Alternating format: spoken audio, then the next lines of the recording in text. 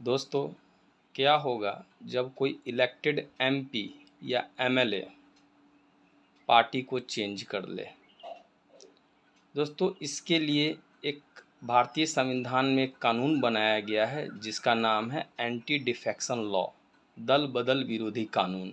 जी हाँ दोस्तों, 1985 में 52वां संविधान संशोधन को लाया गया और इस संविधान संशोधन का मुख्य उद्देश्य यह था कि बार बार जो जनप्रतिनिधि जो है इलेक्टेड रिप्रेजेंटेटिव्स जो पार्टी चेंज करते हैं उसको रोकथाम किया जाए।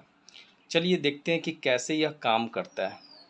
सबसे पहला कंडीशन इसका है कि अगर कोई भी इलेक्टेड एमपी या एमएलए या अगर पार्टी बीच में अगर छोड़ती है तो वो डिसक्वालीफाइड हो जाएगा।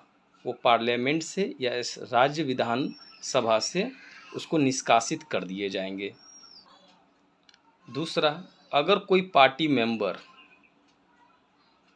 पार्टी के ही अगेंस्ट में या पार्टी व्हिप के अगेंस्ट में अगर वोटिंग करता है बिना परमिशन से, तो उस मेंबर को उसके कैंडिडेचर को डिसक्वालीफाई कर दिया जाएगा। तीसरा, अगर कोई इंडिपेंडेंट इलेक्टेड मेंबर है, अगर वो पार्टी को ज्वाइन कर लेता है बीच में, तो उसके कैंडिडेचर डिसक्वालीफाइड हो जाएंगे। चौथा, अगर कोई नॉमिनेटेड मेंबर है, अगर वो पार्टी को ज्वाइन कर लेते हैं, ये 4 शर्तें बताए गए हैं। इस चारों शर्तों में उस मेंबर को डिसक्वालीफाई कर दिया जाता है। अब ये डिसक्वालिफिकेशन किसके द्वारा होता है? तो जी हाँ दोस्तों, अगर पार्लियामेंट की बात करें तो लोकसभा स्पीकर ये करते हैं काम, और विधानसभा में का जो स्पीकर होता है राज्य में विधानसभा का स्पीकर करता है। लेकिन उसका जो निर्णय होता है डिसक्वालिफिकेशन का, it is subjected to the judicial review. इसको न्यायालय में इसकी समीक्षा या अपील किया जा सकता है। क्या इसके कुछ एक्सेप्शन है? क्या इसके कुछ अपवाद हैं? बिल्कुल इसके अपवाद हैं। अगर कोई पॉलिटिकल पार्टी के 2/3 मेंबर अगर रिजाइन कर देता है और दूसरे पॉलिटिकल पार्टी को अगर ज्वाइन कर लेता है, तो उसको लीगल माना जाएगा, लीगल मर्जर माना जाएगा और उसके कैंडिडेट लॉस्ट नहीं होंगे। यानी इसका मतलब यह है कि कोई भी 1-2 मेंबर अगर हैं, जैसे 2/3 मेंबर होना चाहिए, 2/3 मेंबर अगर किसी पॉलिटिकल पार्टी के अगर एक साथ अगर स्विच करके दूसरा पॉलिटिकल पार्टी को अगर ज्वाइन करता है, तो वो वैलिड होगा, वो लीगल होगा। दूसरा केस,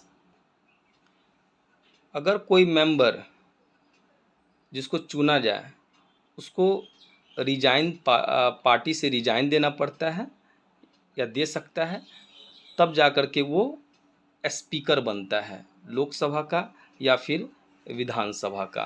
तो ये 2 एक्सेप्शन केस हैं। दोस्तों, 2003 में 91वां संविधान संशोधन हुआ था। 2003 से पहले अगर 1/3 अगर मेंबर स्विच करके दूसरे पॉलिटिकल पार्टी को ज्वाइन करते थे तो वो वैलिड माना जाता था। लेकिन 2003 में 91वां संविधान संशोधन के तहत 1/3 से उसको बढ़ा करके 2/3 कर दिया गया। चलिए अब इससे रिलेटेड एक क्वेश्चन को देखते हैं। अभी वेस्ट बंगाल में तृणमूल कांग्रेस पार्टी यानी टीएमसी, जो कि ममता बनर्जी की पार्टी है, उसको कुल 28 मेंबर ऑफ पार्लियामेंट है, एमपी है लोकसभा में। अभी हाल ही का समाचार यह है कि उसमें से 20 एमपी ने डिसाइड किया है कि हम बीजेपी को ज्वाइन करेंगे। कारण कुछ भी हो सकता है, ठीक है,